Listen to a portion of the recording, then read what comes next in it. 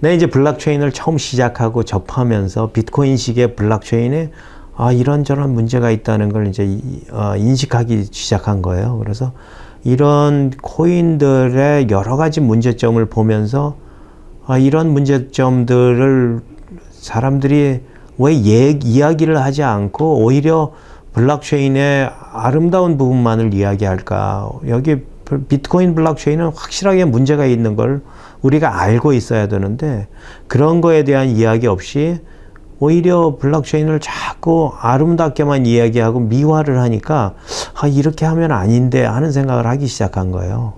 그래서 그러면서 이제 이게 전체적으로 봐서는 자기 지속성에 문제가 있구나 하면서 그 부분에 집중돼서 연구하기 시작한 거죠. 그랬는데 2014년에 논문으로 나온 그 니콜라스 콜토어라는 교수가 영국에서 논문을 발표한 게 크립토 화폐의 자기 파멸성에 관해서라는 논문을 써낸 거예요. 그러다가 생각해 보면은 자기 파멸성이라는 말이 자기 지속성의 반대말인 거예요.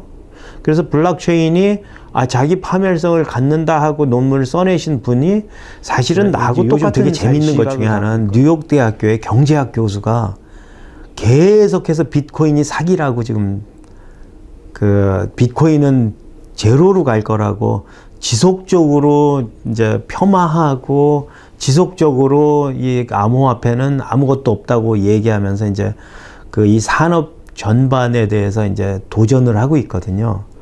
그래서 그런데 지금 암호화폐 우리 인더스트리는 그거에 그 관계자들은 그 사람에 대해서 애써 외면하고요.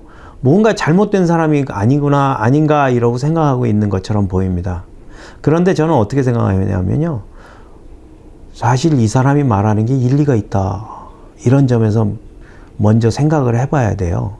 이 사람이 지금 얘기한 것은 우리가 지금 비트코인이 가지고 있는 게 아무것도 없잖아. 그 안에 있는 건 뭐 있니? 하고 물어보는 거거든요. 내재 가치라는 게 없잖아. 하고 물어보는 거예요. 그런데 사실은 내재 가치보다 더 중요한 것들은 이게 실제로 이게 끝까지 지속 가능할 거냐. 지금 있는 것들이 완전히 제로, 그냥 가치가 제로로 변해버리는 건 아니냐 하는 것에 대한 질문인 거예요.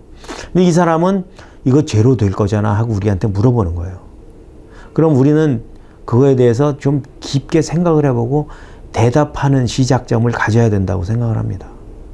그리고 저는 이 사람이 일리가 있어. 이 사람의 주장에 일리가 있어 하고 생각하는 거죠.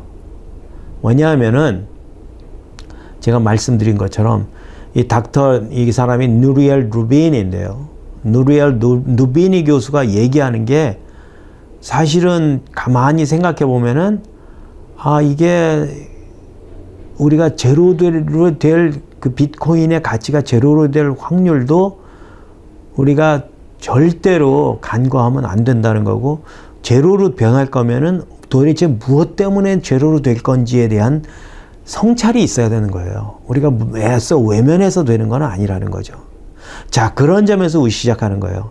그러면 이게 언제까지 이게 할 건데, 지속될 건데 하고 물어봐야 되는 거예요. 이게 언제까지 우리 가치를 갖는 코인일 건데 하고 물어봐야 되는 거죠.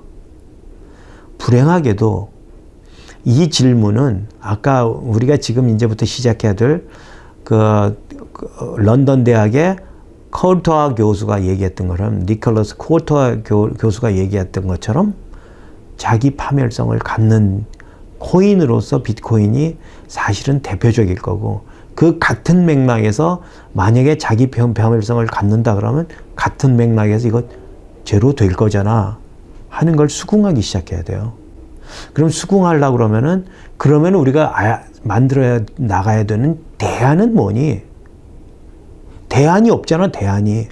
지금 솔직하게 해갖고 비트코인을 필두로 해갖고 지금까지 만들어진 거의 모든 코인이 대안이 없습니다, 대안이. 제로 될 거잖아. 그럼 우리 왜 제로 안 될 건데 하는 저기가 있어야 되는데, 논리가 있어야 되는데 논리가 장착되지 않았다는 거예요. 그래서 우리가 지금 시작점이 굉장히 중요한 건데 시작점이 자기 지속성을 갖게 하고 절대로 제로가 안 되는 코인이 되게 만들어 놓는 게 무엇보다 중요한 시점이 되는 거예요. 이걸 누군가가 해결해야 될 텐데 왜 이런 그 해결책이 왜 나오지 않을까 하면서 지속적으로 그런 것에 대해서 연구하고 그러고 다른 사람들하고 이제 토론을 하면서 이걸 만들어 가고 있었는데 계속해서 지금까지 만들어낸 코인들이 거의 다 대부분이 지속성에 대해서는 자기 지속성에 대해서는 거의 이야기를 하지 않고 그게 가장 중요한 속성이라는 것을 이해하지 못하고 그저 과거의 디자인 패턴을 답습하고 있는 것들만 눈에 띈 거죠. 지금 제가 사람들한테 얘기할 때 조금 과장된 숫자로 지금까지 50만 종의 암호화폐가 설계가 됐다고 얘기하는데 50만 개가 설계가 됐으면 뭐합니까?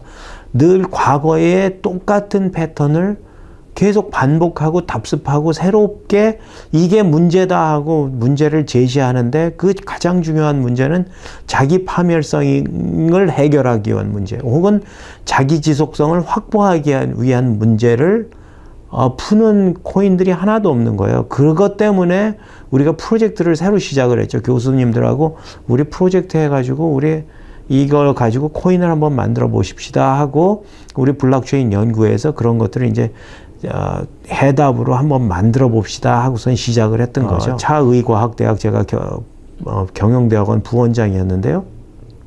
차의과학대학에서 실험실 창업을 허가를 안 해줘서 할 수 없이 저는 이제 그만두고 나오면서 다른 교수님들하고 이제 창업을 하게 됐는데 자기 지속성을 언제부터 연구하기 시작했느냐 하면은 사실은 꽤 됐습니다. 이 키워드가 굉장히 중요한 키워드라는 걸 인식하고 오히려 처음부터 제가 코인을 접하고 비트코인이라는 코인을 접했을 때가 2013년, 14년쯤인데요.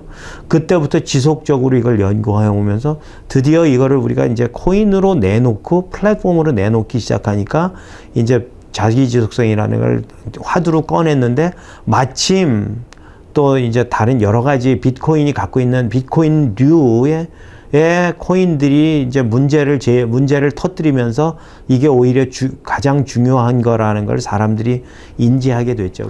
그래서 에코버스가 이런 자기 파괴성을 갖는 여태까지의 모든 코인들이 답습하고 있는 문제를 해결하려고 도전하고 나섰고요. 그리고 지금 에코버스는 거의 만족할 만한 대답을 내놨다고 생각합니다. 그래서 지금 우리가 이제 생각하는 거는 결국 마지막까지 우리가 지금까지 나와 있는 코인 중에서 결국 마지막에 남는 코인은 블록체인 메인 네트는 바로 이런 지속 가능성을 푼 시스템이 아닐까 생각하고요. 우리 에코버스 시스템이 바로 그렇다고 말씀드릴 수 있습니다.